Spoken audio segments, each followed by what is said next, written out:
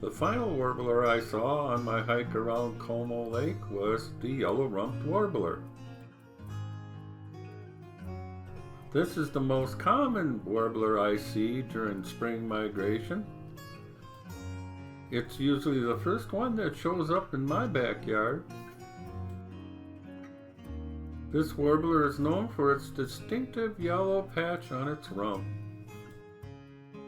It truly was a great experience to see all these beautiful warblers on my spring warbler hike around Como Lake in St. Paul, Minnesota.